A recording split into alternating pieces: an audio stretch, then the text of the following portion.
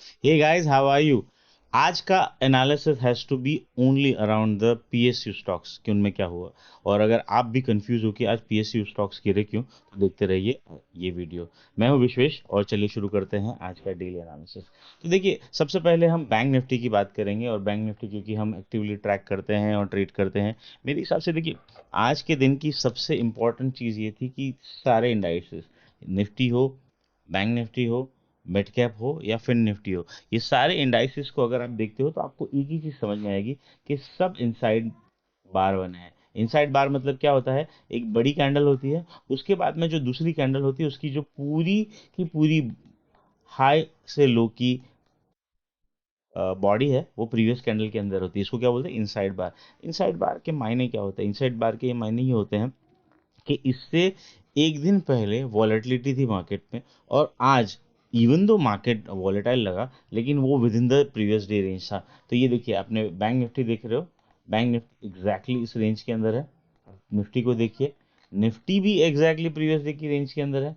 Finance को देखिए, marginally थोड़ा लगेगा लेकिन ये भी इनसाइड बार ही बोलोगे। और मिड कैप को देखिए, ये भी इनसाइड बार है, जो कि मिड कैप का चार्ट थोड़ा सा डिसमिसल लगेगा ओपनिंग में कंपेयर में। अब व्हाट डज द इंडिकेट? मेरे हिसाब से देखो, बैंक निफ्टी जो हमने कल कहा था वैसा ही एग्जैक्टली हुआ। मेरा जो संडे का वीडियो था वही बताएगा। हम 5 मिनट का चार्ट करते हैं तो हमें थोड़ी सी क्लैरिटी आएगी। ओपन हुआ, ओपन होके 49,250 200 के आसपास में रेजिस्टेंस है, उसके बाद में हम नीचे आए। रिलेटिवली टू निफ्टी ये स्ट्रॉन्गर माना जाएगा। क्यों? क्योंकि ये नहीं गिरा है। अब अगर आप इसको देखोगे तो मेरे हिसाब से टूवर्ड एंड ये जो बाइंग आई थी, मुझे लगता है ये सम सॉर्ट ऑफ डायरेक्शनल है।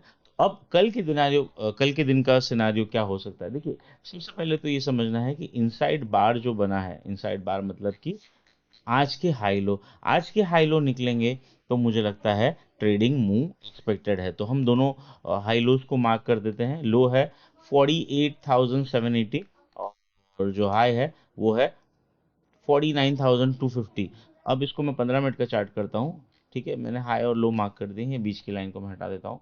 मेरे हिसाब से जैसे ही हम इस रेंज को निकालेंगे, ट्रेंडिंग मूव आएगा। बट एज अ डिस्क्लेमर, मुझे ऐसा लगता है कि यहाँ पे अपसाइड की मूव आएगी, इसीलिए शायद हम ऐप के ऊपर towards closing you know bank Nifty की 48,900 के कॉल लॉन्ग है। मेरा ये मानना है बैंक निफ्टी आउट परफॉर्म कर सकता है।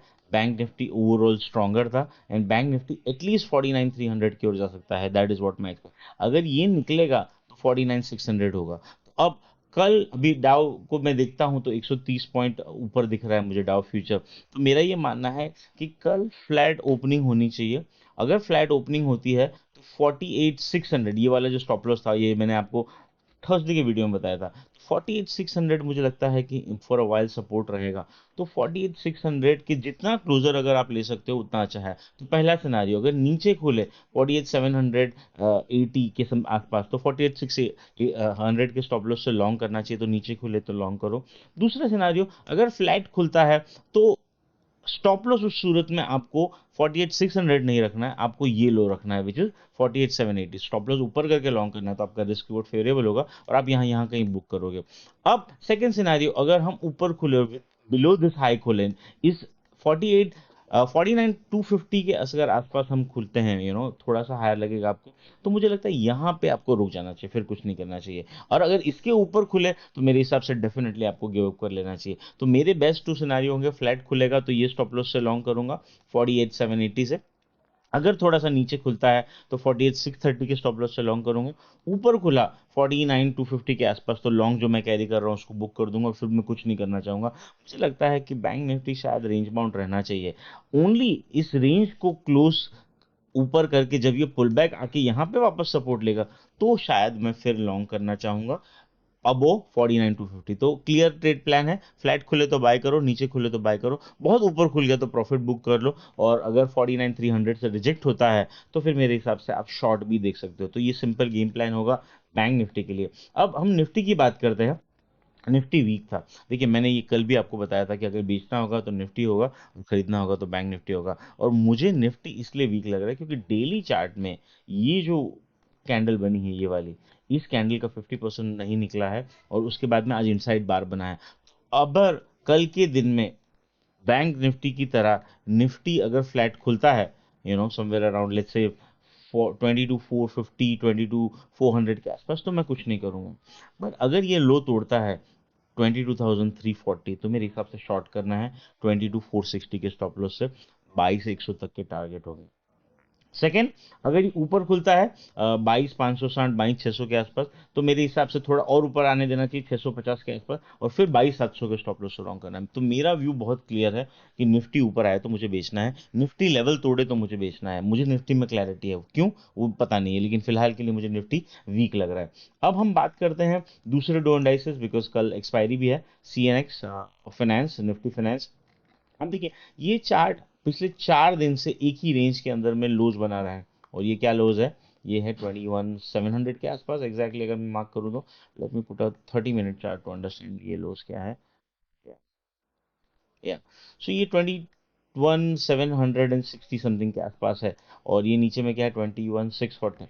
देखिए, ये चार्ट जो है, इसको देख के मुझे बुरा नहीं लगता, इसको मुझे देख के इनफैक्ट मुझे कॉन्फिडेंस आता है कि शायद ओवरऑल मेरा जो हाइपोथेसिस है फाइनेंशियल्स और बैंक स्ट्रांग रहने का, वो ठीक है। तो कल अगर ये फ्लैट खुले तो मेरे हिसाब से कुछ नहीं करना है, यहाँ आने की वेट करना है 650, 680 की रेंज, इस रेंज में मिले तो 570 के स्टॉप लॉस से लॉन्ग करना चाहिए। मुझे लगता है 22,890 तक जा सकता है। तो क्योंकि कल एक्सपायरी है, डेटा बहुत ज़्यादा मैटर करता है, बट ऐसा कुछ बन रहा है, some sort of falling wedge जैसा आप कह सकते हो, ये सब फॉलिंग वेज या सॉर्ट ऑफ फॉलिंग वेज। ठीक है, तो यहाँ पे अगर ऐसे मारते हैं तो यहाँ यहाँ कहीं बाइंग बनती है, तो 640 के आसपास मिले तो खरीदना चाहिए। फाइनेंस मुझे लगता है 800, 850 तक जाना चाहिए। तो Nifty finance buy on decline, not buy above, not buy at, buy on decline. नीचे आता है तो ही लेंगे, अदरवाइज नहीं लेंगे। मिड कैप, मिड कैप देखना बनता है। मिड कैप में भी इतना कोई बहुत बड़ा डाउनसाइड नहीं लगता है, 11,000 के नीचे मुझे लगता नहीं है 50 पॉइंट हम हायर है, क्योंकि ये साइडवेज कंसोलिडेशन है। तो अगर मिड कैप, ये जो हाई मैंने मार्क किया है, ये क्या है एग्जैक्ट हाई लेवल, यस 11,030, अगर 11,030 के नीचे जाता है, इनफैक्ट ये जो लो है इसको भी मार्क कर देते हैं, ये क्या लो है 11,000, तो 11,000 के नीचे ही मिड कैप में भी प्रॉब्लम है। उस सूरत में मुझे लगता है थोड़ा सा 100 पॉइंट ज़्यादा का नीचे नहीं आएगा। तो मिड कैप में कोई मंदी नहीं है, बैंक निफ्टी में मंदी नहीं लग रही है, ना ही सीनेक्स फाइनेंस, खाली निफ्टी में लग रही है। वो उसका रीजन शायद रिलायंस हो सकता है। अब हम बात करते हैं कि आज एक्चुअल में मार्केट गिरा क्यों, और मार्केट में इतनी ज़्यादा नर्वसनेस क्यों थी, ये जानना बहुत ज़रूरी होता है। काफ़ी सारे लोगों को नहीं पता होगा, लेकिन आरबीआई ने आज प्रोजेक्ट फाइनेंसिंग को लेके कुछ रूल्स अनाउंस किए। ठीक है, तो आरबीआई ने क्या कहा कि उन्होंने जो प्रोविजनिंग थी, कि मतलब जब आप फंडिंग करते हो, आरईसी पीएफसी जैसी कंपनियां प्रोजेक्ट फाइनेंस करती है, तो पहले उनको प्रोविजन करना पड़ता था 0.4 के आसपास, बैंक्स के लिए। अब उसको बढ़ा के सीधा उन्होंने 5% कर दिया है। अब ये बहुत ज्यादा लगेगा, लेकिन आरबीआई ने लेटर ये स्पेसिफाई किया है कि इसको फेज्ड मैनर में आपको करना है, एक साथ आपको नहीं करना है। तो सपोज आपकी 1 लाख करोड़ की बुक है जो आपने प्रोजेक्ट फाइनेंस की है, तो आपको 5%, 5,000 करोड़ का यू नो प्रोविजनिंग करना पड़ेगा। अब ये नंबर सुनने में बहुत ज़्यादा है एंड ये थोड़ा सा नर्वस करता है मार्केट को, लेकिन आरबीआई ये कहता है कि आपको 2025 तक 2% है, मतलब 0.4 से 2%, 2026 में 3.5%, और 2027 में 5%। ये रीजन था जिसकी वजह से आज आरईसी पीएफसी, आपके सारे जो पीएसयू बैंक है, ये सब नीचे क्यों थे, बिकॉज आरबीआई का प्रोजेक्ट फाइनेंसिंग का रूल आया था। आई थिंक ये बहुत बड़ा एक मिस आउट था बाय लॉट ऑफ पीपल, जिन्होंने ये चीज़ नहीं नोटिस की थी। अब इसकी वजह से एक चीज़ तो बहुत क्लियर है कि 7 से 10 बेसिस पॉइंट का इम्पैक्ट आएगा पीएसयू बैंक पे। तो आरईसी पीएफसी, इरडा, इन सब पे, टायर 1 कैपिटल पे 200 से 300 बेसिस पॉइंट का इम्पैक्ट होगा। मतलब आप ऐसा मान के चलिए इनकी थोड़ी प्रॉफिटेबिलिटी कम होगी, क्योंकि इनको जो पैसा है वो बचा के रखना पड़ेगा प्रोविजनिंग के लिए, ऐसा आरबीआई कहता है। मेरे हिसाब से ये थोड़ा सा नेगेटिव न्यूज़ माना जाएगा वेरी शॉर्ट टर्म में, लेकिन इसके फाइनल रूल्स अनाउंस होंगे जून 15 को। तो मुझे लगता है ये एक डेट ध्यान में रखनी होगी इन स्टॉक के बारे में। क्विकली हम इन स्टॉक को रिव्यू करते हैं कि बेसिकली हुआ क्या है। तो पहले हम आरईसी से शुरू करते हैं और फ्यूचर का चार्ट देखेंगे। अच्छा खासा गैप से नीचे खुला, नीचे खुल के सपोर्ट आया, ऐसा कुछ नहीं है, लेकिन वॉल्यूम बहुत ज़्यादा। पीएफसी लेते हैं, यहाँ पे भी कोई प्रॉब्लम नहीं है। इवन दो न्यूज़ थी नेगेटिव है, स्टॉक नीचे क्लोज हुए हैं, बट ऐसा कोई बहुत बड़ा प्रॉब्लम नहीं लग रहा है मुझे। डेटा वगैरह देख के, क्योंकि फेज मैनर में। अब बात करते हैं कल के पॉइंट ऑफ व्यू से कौन से स्टॉक है। देखो कल मैंने कोल इंडिया के बारे में बात की थी, एग्जैक्टली आज नीचे मिला, और नीचे मिलने के बाद हमारे ऐप पे हम लॉन्ग गए थे, हमने 200 एंड 450 का कॉल बाय किया था ब्यूटीफुली। 20 रुपए वाला हमने 28 रुपए में बुक कर दिया, फ्यूचर भी लॉन्ग थे वो बुक कर दिया। अब कल के सेशन के लिए मुझे यहाँ पे एक स्टॉक अच्छा लग रहा है, वो है लुपिन।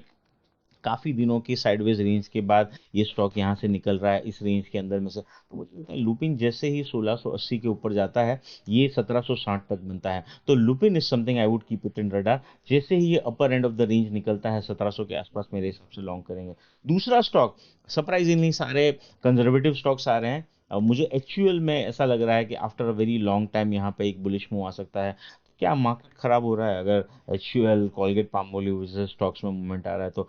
बहरहाल अभी फिलहाल के लिए 2250 का क्लोज है, मुझे लगता है 2330 तक जा सकता है, something which is looking good for short.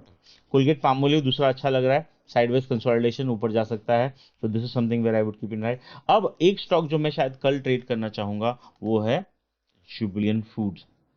472 का क्लोज है, 460 के नीचे का स्टॉप लॉस रखेंगे। कल अगर 467 के आसपास मिलता है तो लेना चाहिए, 2 से 3 दिन में 490 तक जा सकता है। अब मुझे अल्केम भी अच्छा लग रहा है, मुझे लग रहा है बहुत ही ब्यूटीफुल आज क्लोज है। 5465 5500 तक जा सकता है, यहाँ पे 4800 के नीचे का स्टॉप लॉस रखना है। सो अगर कल कुछ खरीदना होगा तो उसमें से एक डेफिनेटली अल्केम भी हो सकता है, which is looking very good. अब वीक क्या लग रहा है मुझे, कुछ स्टॉक जो वीक लग रहा है, Titan guys, very bad chart, break down है। अगर पुल बैक मिलता है कल 3300 3340 के आसपास, तो 3400 के स्टॉप लॉस से शॉर्ट करना चाहिए। मुझे लगता है टाइटन इवेंचुअली 3000 तक आना चाहिए। ठीक है। दूसरा अदानी एंटरप्राइज जो मुझे वीक लग रहा है, बहुत ही गंदा चार्ट है गाइस। अब ये क्या कुछ इलेक्शन के बारे में बताता है वो मुझे नहीं पता, बट ये पूरा का पूरा आप ऐसा कह सकते हो कि this is some sort of head and shoulder pattern है। यू नो तो मुझे लगता है 2660 तक आ सकता है। 100 150 रुपए की डेफिनेटली डाउन साइड बनती है, लेकिन ये थोड़ा सा वॉलेटाइल रहता है। पुल बैक आया अगर 2900 2950, तो 3000 के स्टॉप लॉस से यहाँ पे शॉर्ट करना चाहिए। सो गाइस ये कुछ स्टॉक्स थे जो मुझे वीक लग रहे हैं, कुछ स्टॉक्स थे जो अच्छे लग रहे हैं। बहरहाल एक स्टॉक जो मैं शायद throughout the week bullish रहूंगा वो है टोरेंट फार्मा। मुझे लगता है एज अ डिस्क्लेमर, आज डिक्लाइन पे हमने हमारे ऐप पे लॉन्ग किया 2700 पे, और मुझे लगता है कि ये स्टॉक 3000 की ओर जा रहा है। यहाँ पे स्टॉप लॉस 2600 के नीचे का रखेंगे। सो ये था आज का analysis. Thank you so much for watching, let me know in a comment what stock are you looking to buy. Have a good day.